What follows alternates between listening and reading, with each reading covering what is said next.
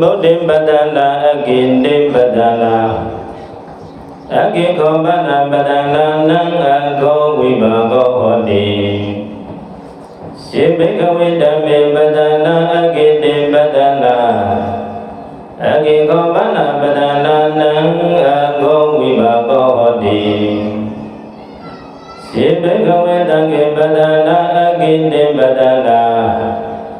Agiko Bana Badala Nang Ago Vivago Hodi Bikawe Handu Shin Gong Yu Chanda Pyago Xiawe Suzong Ajenduro Zenduro Gong Abang Dodi Bodhin Dabyen Yuda Nyala Ashim Payanda Kindai Lagong Jamin Balida Bodhinda Nibbam Bariya Sarado Adom Janai Lagong Dangi Bhagata Bharata Siddhanta Bariya Tang Adom Janai Lagong Badala Lisa Jiyo Biko Ataja Begoyi Tedudura Zendura Gong Abang Dodi Aki Lokara Jida Gulong Dengan Jinsong Anyasong Atazong Cintong Kayataya Tangga Tokja Takaya Lam Yanai Badala Lisa Jiyo Biko Jadi Bikoyi Agiko Bana Lokara Jida Gulong Dengan Jinsong Anyasong Atazong Cintong Payataya Tangga Tokja Takaya Lam Yanai Badala Lisa Jiyo Biko Ataja Gonggo Turo Zenduro Gong Abang Doa Aki Dunan Nibbam Dodan Damat Chanta Nyadi Odi Amamadri Cheboyi Layabi Ido Agam Badarani Dodan Didana Mikma Adine Adi Lokara Jida Gulong Dengan Jinsong Anyasong Tazong Chikongdo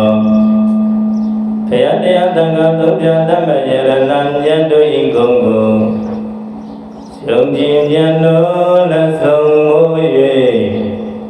Siko Puzo Kumyo Manayong Karoya Jindi Udo Jerana Deyam Banama Kama Wasarang Gonggu Kutuka Serana Mimiru Daswanda Myando Lumwa Watu Asusu Dogo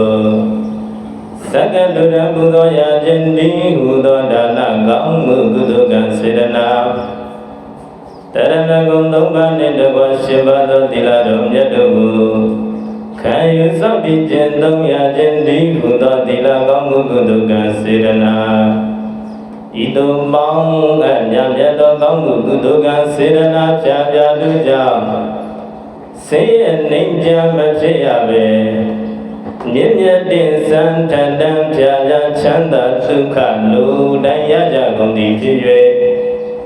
Anyaya Gadui Tucha Liya Doma Liya Do Punya Nibbam Di Udom Yai Chanda Rugu Loe Swa Mokchaya Nai Yong Nai Jade Turo Zindu Myalong Abang Du Chijabazi Hambandi Tidrani Nadaha Athinga Dambana Gadang Ubodata Dilam Tamaya Sami Laukang Gadawa Dilandita Bimbandi Tudi Ambi Hambandi Tidrani Nadaha Athinga Dambana Gadang Bodhata Dilam Tamaya Sami Laukang Gadawa Dilandita Bimbandi Tanti Ambi Hambandi Tidrani Nadaha Athinga Dambana Gadang ဘောတထသီလံဓမ္မယာသာမိလောကံကတဝါသီလံဒေထနိဗ္ဗန္တိယမဟံဝရာမိတံဝရိထာနမောတတ္တဘဂဝတောအရဟတောသမ္မာသမ္ဗုဒ္ဓံတံ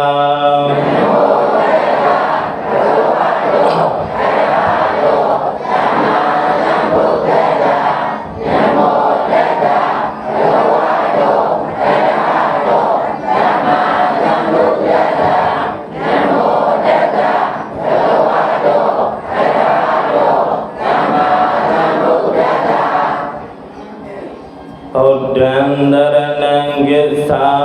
မိဓမ္မံတရဏံဂစ္ဆာမိသံဃံတရဏံဂစ္ဆာမိ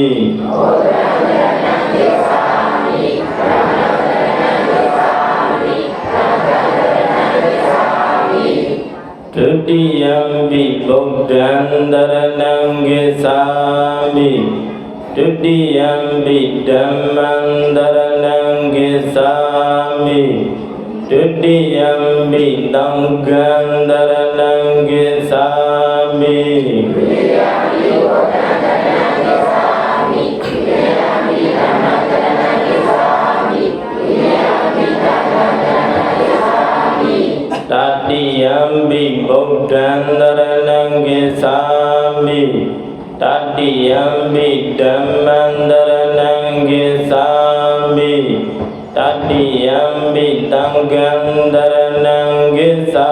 မိတတိယံပိဗုဒ္ဓံတရဏံဂစ္ဆာမိတတိယံပိဓမ္မံတရဏံဂစ္ဆာမိတတိယံပိသံဃံတရဏံဂစ္ဆာမိဗုဒ္ဓဗုဒ္ဓမြတ်ဗုဒ္ဓကရုဏာရှင်မြတ်ဗုဒ္ဓမြတ်ဗုဒ္ဓသုတိမာတတဝံမြတ်အကျိုးတွက်တာစေဖြာပါရမီဖြည့်စည်းမှုလံကောင်းညွန်တဲ့ပုဂ္ဂိုလ်သူပုဂ္ဂိုလ်သူမုံညကဘုရားကုံညာယေစုကလင်းမြတ်လစွာရှိခိုးပါ၏ဗုဒ္ဓံတရဏံဂစ္ဆာမိဓမ္မဓမ္မမြတ်ဓမ္မဗုဒ္ဓဟောပြမြတ်ဓမ္မဓမ္မတရားသုတိမာဒုက္ခမြင်လေကြည်တဲ့မှာနိမြုပ်ကျော်ရှာတတဝံမြာကဲတင်တလူမြတ်တရားမြတ်တရားမုညုကတရားကုန်မြတ်ယေစုကနေမြတ်လာစွာရှိခိုးပါ၏ဓမ္မံတရဏံဂစ္ဆာမိသံဃံသံဃံမြတ်သံဃံဗုဒ္ဓတဝကမြတ်သံဃံသံဃာယဟံသုတိမာဗုဒ္ဓဓမ္မအဖြာဖြာနေယူခြင်းကတာဝန်ထံသာသနာပြုလို့မြတ်ယဟံမြတ်ယဟံမုညုကသံဃာကုံညာယေစုကလင်းမြတ်လစွာရှိခိုးပါ၏သံဃံတရဏံဂစ္ဆာမိဣတရဏဂဟဏံပရိဗုဒ္ဓံပါဏာတိပါတာဝေရမဏိတိခာပရံသမာတိယမိသူအတ္တလေအတ္တဘေ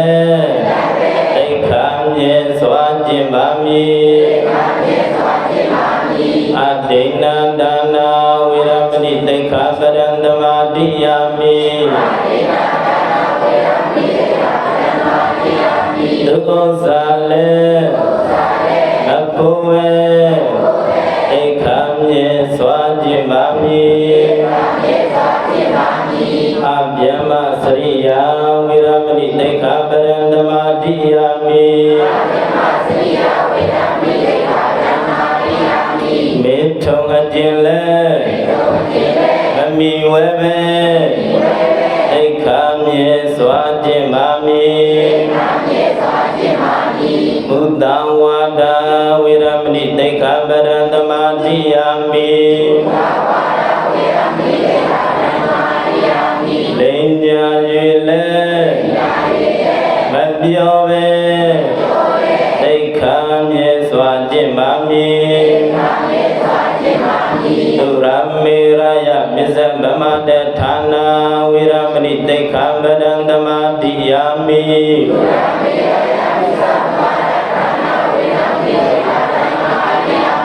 တေအယေလေမတောပဲတိခာမြေစွာခြင်းပါမည်ဝိကာလဘောဇနာဝိရမဏိတိခာပရံသမာတိယာမိနိလွယ်စာလေမစားပဲတိခာမြေစွာခြင်းပါမည်နိစ္စဣဒဝါဒိတဝိတုကတတနာအလံကန္ဒဝိလေမနာဌာရဏနန္ဒနာဝိဘုဒ္ဓနာဌာနာဝိရမဏိတိခာပရံသမာတိယာမိတိသုကခုံခိတဆုံနှင့်နန္ဒဆုံစွာအဖြာပြာကိုတာယာစိတ်ဆွဲမခံစားပဲတိခာမြေစွာခြင်းပါမည်ဩသန္တေနဘာတေနဝိရမဏိတိခာပရံသမာတိယာမိ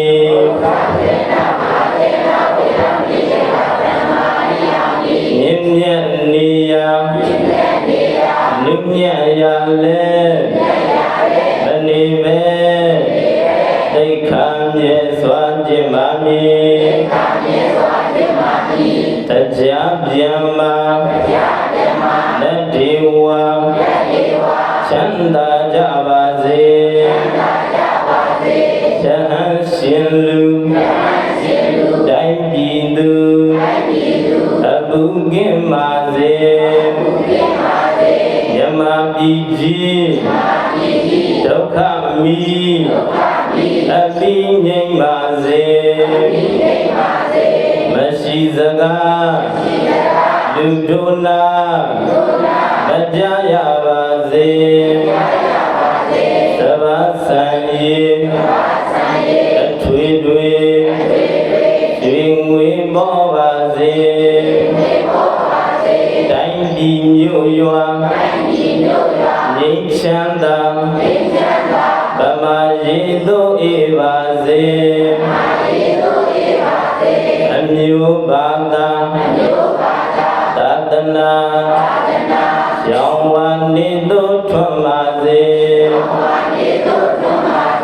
အမြတ်လူပေါင်းချမ်းသာကြောင်းသုတောင်းမြတ်တာချွေ30ဘုံအလုံးစုံအကုန်ချမ်းသာစေတိတရဏေနတအထင်္ဂဓမ္မနာကတံဘောဓတတိလံဓမ္မံတတုကံကတဝါအပမထေနဓမ္မတိထာရှေ့လူတွေမမြင်ရပါဆိုတော့ပေါင်းကိုပြေးချတော့ပါ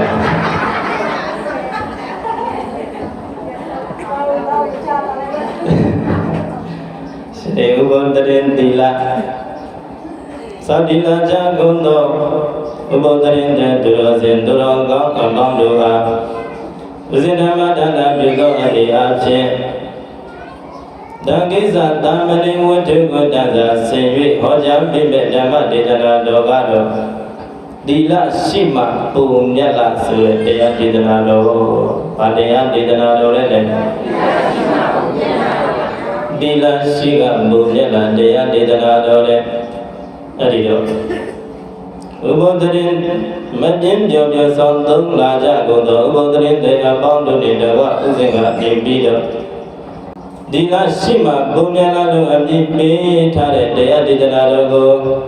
စတင်ပြီးတော့ခေါ်လာကြည့်ရမယ်ဥစဉ်ကဟောမယ်တရားနာပရိသတ်ကနာဖို့ရအဲ့ဒါနာချင်းမနာချင်းပါလဲနာချင်းမနာချင်းပါလဲ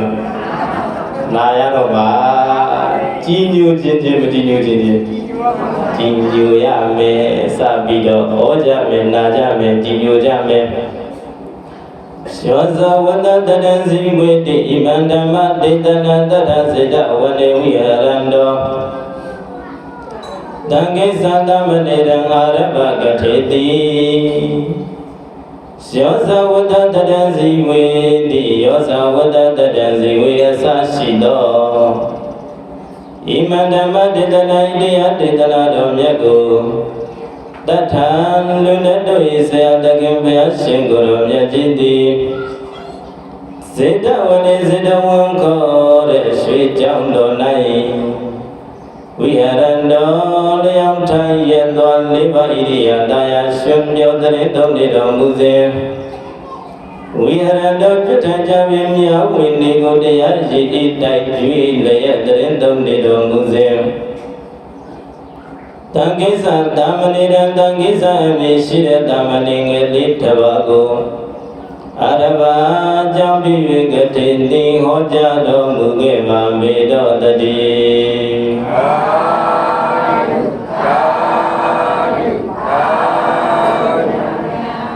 တရားစင်ကိုကြည်ညိုလို့ရပါ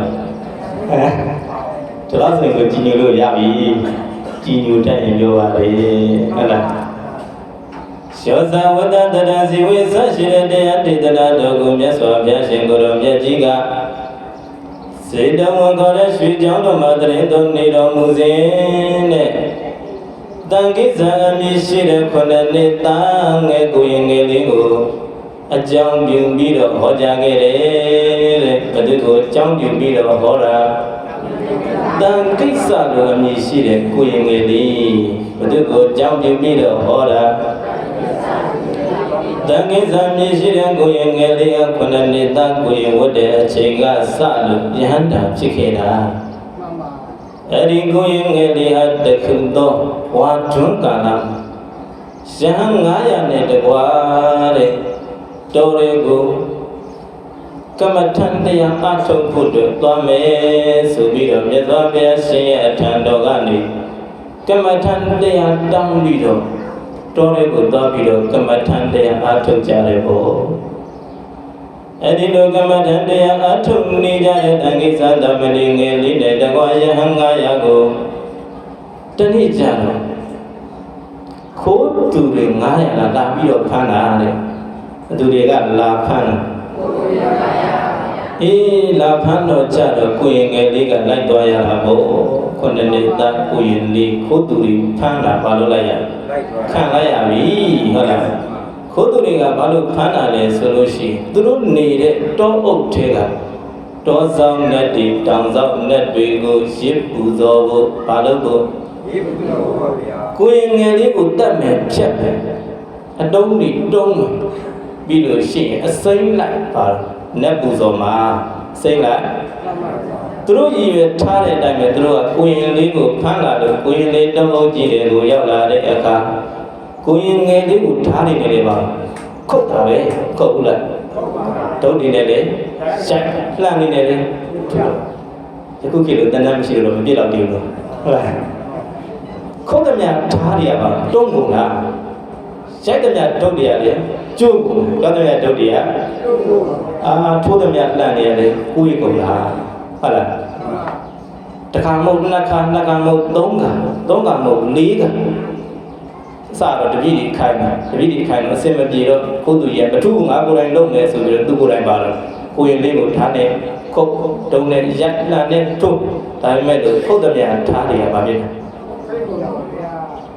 ဒါနဲ့ခုတ်တော့ဒါတုံးမှာပေါ့ဟုတ်လားဒါတုံးတဲ့ရဲ့တော့တုံးကကျူလှန်နဲ့ထိုးလို့လှန်က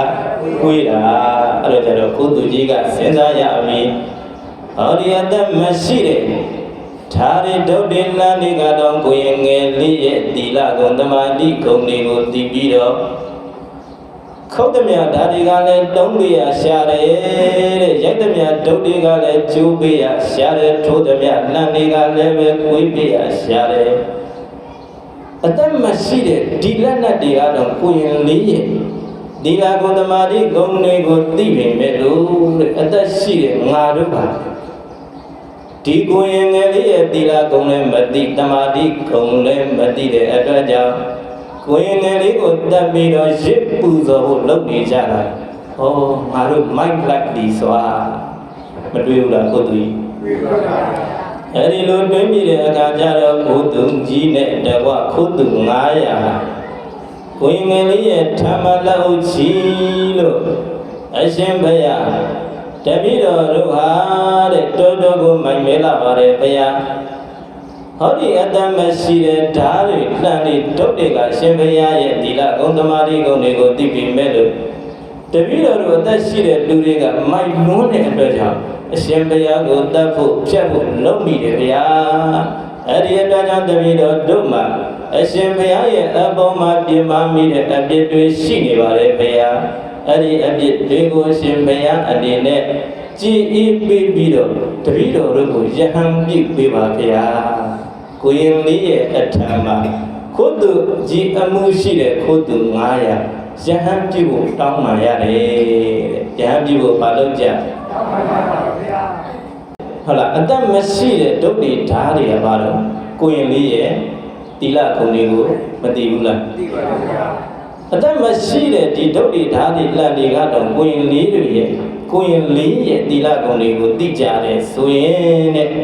အသက်ရှိတဲ့လူသားတွေအနေနဲ့ကိုရင်ငယ်လေးတွေရဲ့သီလဂုဏ်တွေတမာတိဂုဏ်တွေကိုသိဖို့မကောင်းဘူးလားမှန်ပါပါအေးတချို့မသိဘူးနော်ရှိဘူးလားရှိပါပါကျုံမပြောဘူးခင်ဗျားတို့ပြောတာလည်းနော်ကျုံမပြောပါဘူးဗျာခင်ဗျားတို့ပြောတာခုခိုးသူကြီးကတော့အဲ့ဒီလိုတွေးပြီးတော့ဘာလို့ဖို့ခွန်တောင်းယဟန်ပြုဖို့ခွန်တောင်းတယ်ကိုယ်လေးထံနော်အဲ့ဒီလိုခွန်တောင်းတော့ကိုယ်လေးကလည်းသူတို့ကိုခေါ်သွားပြီးတော့ယဟန်နေပါလိဝတ်ပေးလိုက်အဲ့ဒီလိုနဲ့တောထဲမှာသူနဲ့ပါလာတဲ့ယဟန်900ရောအခုခိုးသူကြီးအမှုပြုတဲ့ယဟန်900ရောတောထဲမှာတဝါတွန်းလို့တရားအားထုတ်ပြီးတော့ဝါကျွတ်တဲ့အခါကျတော့မြတ်စွာဘုရားရှင်ကိုသွားဖူးတဲ့အခါမြတ်စွာဘုရားရှင်ကကိုယ်လေးကိုမေးတယ်အဲ့တန်ကိစ္စမင်းတပည့်တွေရလာပါလားဆိုတမဘုရားတပည့်တွေအများကြီးရခဲ့ပါတယ်ဖေ။ဒီတပည့်တွေဟာဆိုလို့ရှိရင်ခိုးသူဘဝကနေပြီးတော့ယဟန်ဘဝကိုကြောင်းလာတဲ့တပည့်တွေပါဗျာလို့ကိုယ်လေးကမြတ်စွာဘုရားလျှောက်တဲ့အခါမြတ်စွာဘုရားရှင်ကနေပြီးတော့ကိုယ်လေးနဲ့ပါလာတဲ့ခိုးသူဘဝကနေယဟန်ဝတ်လာတဲ့ယဟန်900ကိုကြည်ပြီးတော့ယဟန်တို့တဲ့ဒီလိုအခုသူဘဝမှာတော့ကတိလမရှိပဲနဲ့အနှစ်တရာကြာအောင်အသက်ရှင်ခဲ့ရတာတဲ့အသက်ရှင်ခဲ့ရတာတဲ့ယခုအခါ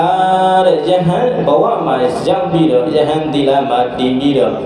တရက်ကလေးမြတ်အသက်ရှင်ရတာကပူပြီးတော့မြတ်တယ်လို့မိန့်ကြားတော်မူပြီးတဲ့အခါမှာအနုတန်တေဆက်ဆက်တရားဟောကြားတော်မူလို့သောမြတ်စွာဘုရားရှင်သည်ယောဇဝတ္တတတံဇီဝေတုတ်တိလောအတ္တမဟိတောဧကဟံဇီဝိတံတေယောတိလဝန္တတဇာယိလောဆိုတဲ့ကာထတရားဒေသနာတော်ကိုဟောကြားတယ်တဲ့ဘေကဝေတန္တရပိမြောကတွေညဥจิตတို့ဘေကဝေတန္တရပိမြောကတွေညဥจิตတို့ယော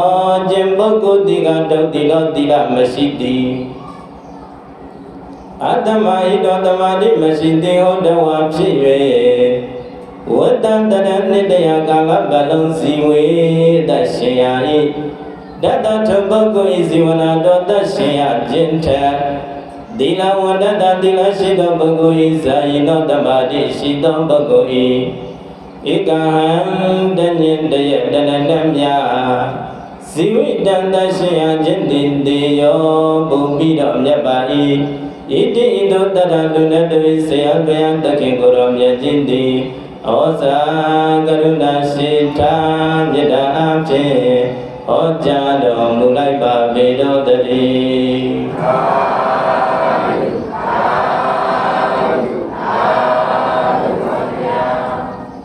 အောက်ကပြေးတဲ့ကတော့တိတိဒါတို့ခေါ်တာမောမောလို့မသိဘူးလားဘုန်းကြီးကတော့ကာထာရွရတယ်နဲ့မောတယ်ဘက်ကတော်တော်ဟောရတယ်ယောဇဝတ္တတရဇိဝေဒုတိလောအတ္တမဟိတောဧကံဇိဝိတံတယောတိလဝန္တတဇာယိနောယံတို့တဲ့ဟောဒီလောကကြီးထဲမှာတဲ့သီလမရှိဘဲနဲ့အနိတ္တယကာလပတ်လုံးသက်ရှင်ရတဲ့ပုဂ္ဂိုလ်ထက်တဲ့သီလရှိပြီးတော့တရကလေးသက်ရှင်ရတာကပူပြီးတော့မြတ်တယ်တဲ့မြတ်စွာဘုရားရှင်ကဟောတာဘသူကဟောတာဘသူတွေကိုဟောယဟန်900ကိုဟောနေတာယဟန်900ကိုဟောတာဟုတ်လားဟောဒီလောကကြီးထဲမှာသက်ရှင်နေထိုင်ကြတဲ့လူတွေကိုလည်းခွဲပြီးတော့ကြည့်လိုက်မယ်နှစ်မျိုးနှစ်စားခွဲပြီးတော့ကြည့်လိုက်မယ်ဆိုရင်လည်းနံပါတ်1ကသီလမရှိပဲနဲ့အနှစ်တရာသက်ရှိအောင်နေရတဲ့သူကတစ်မျိုးတဲ့နံပါတ်2ကသီလရှိပြီးတော့တရားကလေးများသက်ရှင်ရတဲ့ပုဂ္ဂိုလ်ကသက်ရှင်ရတဲ့လူကတစ်မျိုးဆိုပြီးတော့ဟောဒီလောကကြီးထဲမှာရှိတဲ့လူတွေကိုခွဲပြီးတော့အဲ့ဒီလိုကြည့်လိုက်မယ်ဆိုရင်2မျိုးနှစ်စားရှိတယ်လူတွေကိုခွဲကြည့်ဘယ်နှမျိုးပဲရှိအေးတပြားလေးတော့ရှိဦးမှာပေါ့ဒီတရားဒေသနာတော်အရာတော့2မျိုးပဲရှိကြစို့ဒီတရားဒေသနာတော်အရာတော့လူကိုဘယ်နှမျိုးပဲခွဲမယ်2မျိုးပဲခွဲပါဗျာသီလမရှိဘဲနဲ့တတ်တရားရှိရတဲ့လူက2မျိုးသီလရှိပြီးတော့တရားကလေးများအသက်ရှင်ရတဲ့လူက2မျိုးအဲ့ဒီ2မျိုးထဲမှာတဲ့သီလမရှိဘဲနဲ့အနှစ်တရားသက်ရှင်ရတဲ့ပုဂ္ဂိုလ်ဟာမမြတ်ဘူးတဲ့သီလမရှိရင်မမြတ်ဘူးအနှစ်တရားသက်ရှင်ပေမဲ့လို့သီလမရှိဘူးအဲ့ဒီလူရဲ့တန်တမ်းမှာအဲ့ဒီလူရဲ့ရှင်တဲမှာအဲ့ဒီလူရဲ့နှလုံးသားထဲမှာဘုရားလည်းမရှိတရားလည်းမသိသီလဆိုတာဘာမှမရှိရင်အဲ့ဒီလူပြတ်ပါမလားမပြတ်ပါဘူးအေးတဲ့သီလရှိမယ်ဆိုရင်တော့တရားကလေးများသက်ရှင်ရမယ်ဆိုရင်လည်းအဲ့ဒီပုဂ္ဂိုလ်ရဲ့အသက်ရှင်ရခြင်းဟာမြင့်မြတ်တယ်ဘယ်နဲ့ပါချင်လို့မမဘယ်နဲ့ပါချင်လို့ဆိုတော့မမသို့အောင်တခါကြီးပါချင်တဲ့ထက်တော့ပါချဗျာဟုတ်လားကိုဘဝဘယ်လိုပါညာကိုဘဝကိုကိုဝဲပိုင်တာဟုတ်လားဥစဉ်ရောပိုင်လားပိုင်မဟုတ်ဘူးဥစဉ်ဘဝကိုဥစဉ်မင်းပိုင်တာကိုယ့်ရဲ့ဘဝကိုသူပိုင်လို့ရကိုပိုင်လားဟုတ်လားကိုပိုင်တော့ကြတော့အဲ့ဒီ2မျိုးတည်းကကိုကြိုက်တဲ့မျိုးကိုရွှေ့ဖို့ဟုတ်လားဘယ်တော့ကြိုက်များမြတော့မသိဘူးနောက်နေ့ကျမှမဲခွဲရမှာပဲဟုတ်လားအဲ့ဒီတော့လူတွေကို2မျိုးနဲ့စားခွဲလိုက်မယ်ဆိုရင်သီလမရှိတဲ့လူက1မျိုးသီလရှိတဲ့လူက1မျိုးအသက်ကြီးပေမဲ့လို့သီလမရှိဘူးဆိုရင်အဲ့ဒီလူဟာလူကြီးလူကောင်းလူတော်လူမြတ်လို့ခေါ်နိုင်မှာမလားလောကမှာပြောကြတယ်လေမင်းအသက်တော့ကြီးတယ်ဘာမလို့ဘူးလို့ချိန်မစည်းဘူးဟဲ့လားစားကောင်းကောင်းမစားလို့ချိန်မပါအချိန်မစည်းတာပဲဟဲ့လားတကယ်တော့ဗျာအသက်တွေဘယ်လောက်ပဲကြီးကြီးဟဲ့လားဘုရားတရားဒေသနာတော်အရာပြောမယ်ဆိုရင်အဲ့ဒီလူရဲ့ရှင်ထဲမှာအဲ့ဒီလူရဲ့နှလုံးသားထဲမှာသီလမရှိရင်ချိန်မစည်းတာပါဟုတ်လား စားတော့ကောင်းနေမစားရလို့ဟုတ်ပါမလားလူလေးကဘလောက်ပဲပိန်ပြီးနေအဲ့ဒီလူရဲ့ရှင်ထဲမှာဘာတွေရှိမယ်ဆိုရင်ဒီလားတွေရှိမယ်ရှရဏသုံးပါးရဲ့ပုံမှန်ယုံကြည်တဲ့တရားတရားတွေအားကောင်းနေမယ်ဆိုရင်အဲ့ဒီလူဟာဘာလို့မှာချိန်စီမှာဟုတ်လားသူ့ရဲ့အသက်ရှင်ခြင်းကလည်းအနှစ်သာရရှိတဲ့အသက်ရှင်ခြင်းဖြစ်မှာပေါ့ဟုတ်လားအခုတော့တဲ့တိလမရှိဘူးဆိုရင်အဲ့ဒီပုဂ္ဂိုလ်ဟာနှစ်တရားသက်ရှင်နေတဲ့လူကြီးပဲဖြစ်กว่าအဲ့ဒီလူဟာဘာမလို့ဘူးလို့ချိန်မစည်းဘူးတဲ့မမြတ်ဘူးတဲ့နော်တဲ့ပါပါနံပါတ်1ထဲတော့မပါနဲ့ပေါ့ဗျာဒီလေတလောက်ပြောနိုင်မှာပေါ့ကျန်တာတော့ကိုတာဘောပေါ့ဗျာနော်မှားလိုက်ဒီတခါကြီးအဲ့ဒီတော့နံပါတ်1ဖြစ်တဲ့ပုဂ္ဂိုလ်ကကြတော့သီလရှိတယ်တဲ့ဒါပေမဲ့လို့တရားကလေးများအသက်ရှင်ရပါတယ်တဲ့သီလရှိပြီးတော့တရားကလေးအသက်ရှင်ရလို့ဆိုပြီးကိုဝမ်းနဲ့မနေနဲ့တဲ့အဲ့ဒီပုဂ္ဂိုလ်ရဲ့အသက်ရှင်ခြင်းဟာမြင့်မြတ်တဲ့အသက်ရှင်ခြင်းပါဟုတ်လားအသက်တူလေးနဲ့တည်သွားရတဲ့သူတွေမရှိဘူးလားအသက်ငယ်လေးနဲ့တည်သွားရတဲ့သူတွေလည်းရှိတာပဲဒါပေမဲ့လို့အဲ့ဒီလူတွေရဲ့ရှင်ထဲမှာဒီလာတရားတွေကင်းအောင်နေမယ်ဆိုရင်အဲ့ဒီအသက်ငယ်နဲ့တည်သွားတဲ့ပုဂ္ဂိုလ်ရဲ့အသက်ရှင်ခြင်းကမြင့်မြတ်တယ်နော်အခုခိုးသူကြီးတွေကြည့်လိုက်ခိုးသူဘဝမှာတော့ကသူတို့သီလရှိပါမလားရှိပါဘူးချိန်နဲ့အများခိုးမယ်လူမယ်တိုက်မယ်ခိုက်မယ်တတ်မယ်ဖြတ်မယ်ဒါတွေပဲစဉ်းစားနေကြမှာကိုဟုတ်လားအဲ့ဒီလိုစဉ်းစားနေတဲ့လူရဲ့ရှင်ထဲမှာသီလဆိုတာရှိနိုင်မှာမလားမရှိနိုင်တဲ့အတွက်ကြောင့်တဲ့အဲ့ဒီခိုးသူတွေဟာခိုးသူဘဝမှာတုန်းကမြင့်မြတ်တဲ့သူတွေဖြစ်ပါမလားတန်ကိစ္စတမန်ငယ်လေးနဲ့တွေ့ပြီးတဲ့နောက်မှာတော့ကိုယ်ငယ်လေးကိုကြီးညိုပြီးတော့ယဟန်အဖြစ်ကိုခွန်တောင်းကယဟန်သီလနဲ့တည်ကြတဲ့အခါကျတော့ခိုးသူ900ဟာမြင့်မြတ်မသွားဘူးလားအဖြစ်လို့မြင့်မြတ်သွားသူတို့ရဲ့ရှင်ထဲမှာသူတို့ရဲ့နှလုံးသားထဲမှာသီလတွေကိန်းအောင်လို့မြင့်မြတ်သွားတာမှန်ပါဗျာဘလို့ဒီမြင့်မြတ်သွားတယ်ဆိုလို့ရှိရင်မြတ်စွာဘုရားရှင်ဟောကြားလိုက်တဲ့ယောသဝတ္တတံဇီဝိတုတ်တိလောအတ္တမဟိတောဧကဟံဇီဝိတံတေယောတိလဝန္တတဇာယိနောလို့ဆိုတဲ့ဂါထာဒေသနာတော်လေးရဲ့အဆုံးမှာခိုးသူဘဝကနေပြီးတော့ယဟန်ဝတ်လာတဲ့ယဟန်900ပရိသံပိဒံ၄ပါးနဲ့တကွာအရတ္တကိုစိုက်လို့ယဟန္တာပုဂ္ဂိုလ်မြတ်ကြီးတွေဖြစ်တဲ့အထိတောင်မြင့်မြတ်သွားတယ်အဲ့ဒီလောက်ထိသီလရှိတဲ့ပုဂ္ဂိုလ်ရဲ့မြင့်မြတ်မှုနော်တန်ကိစ္စကိုရင်လေးရဲ့ကျေးဇူးကြောင့်သူတို့တွေဘာလို့လာရယဟန်ဖြစ်ကိုရောက်ပြီးတော့သီလရှိတဲ့သူတွေယဟန္တာဖြစ်တဲ့သူတွေဖြစ်လာကြတာမဟုတ်လားသူရဲ့ကျေးဇူးဒါကြောင့်ကိုရင်လေးတွေကိုဘာမလုပ်ကြနဲ့အထင်မသေးကြနဲ့ပေါ်သေးသေးမထင်ကြနဲ့သီလရှိတဲ့သူနဲ့သီလမရှိတဲ့သူဘယ်သူပို၍မြတ်မသူဟောကြားမြတ်စွာဘုရားရှင်ဟောကြားတာဘသူဟောကြားဘသူတွေကိုဟောကြားရှင်ဟန်900ကိုဟောကြားတာဇလိုင်းမမမိခြင်းနှစ်ခုလေးတော့မှတ်လိုက်ဟောတဲ့သူနဲ့နားတဲ့သူတော့ပါတော့မှတ်လိုက်ဟုတ်ဘသူဟောတော့မြတ်စွာဘုရားရှင်ကဟောတာဘသူတွေကိုဟောတာယဟန်900ကိုဟောတာတဲ့လောကမှာရှိတဲ့လူတွေထဲမှာတဲ့သီလရှိတဲ့သူနဲ့သီလမရှိတဲ့သူနိုင်ရှင်ပြီးတော့ကြည့်မယ်ဆိုရင်သီလရှိတဲ့သူကပို့ပြီးတော့ဘာဖြစ်မြတ်တယ်သီလမရှိရင်တော့မမြတ်ဘူးဘသူကဟောဆိုမြိုင်းလိုက်ဘသူကနာသီလရှိတဲ့သူနဲ့သီလမရှိတဲ့သူဘယ်သူကမြတ်လိုက်ပြီးတော့ဆိုမယ်သီလတရားမရှိညာမတ္တမမြတ်ပါ တီလရှိမှပုံမြတ်လားဟောပြဒုံမြတ်စွာတီလရှိအောင်တတိဆောင်ခုနောင်ကြိုးစားရာတီလရှိအောင်တတိဆောင်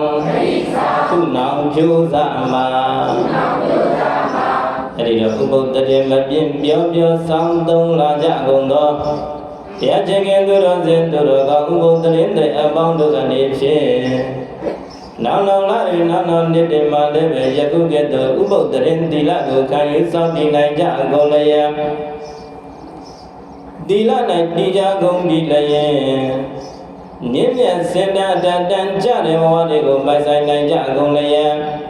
ချမ်းသာခြင်းဒုက္ခဖြာဖြာကိုရရှိကြကုန်ပြီလျက်လေးရသောမလေးချမ်းသောဘုံဉာဏ်နိဗ္ဗာန်တည်းဟူသောမြတ်ချမ်းသာတို့ကိုလင်းမြန်စွာမျက်မှောက်ပြုနိုင်ကြတဲ့ပုဂ္ဂိုလ်သူပုဂ္ဂိုလ်များဖြစ်ကြပါစေကုန်တော်တည်း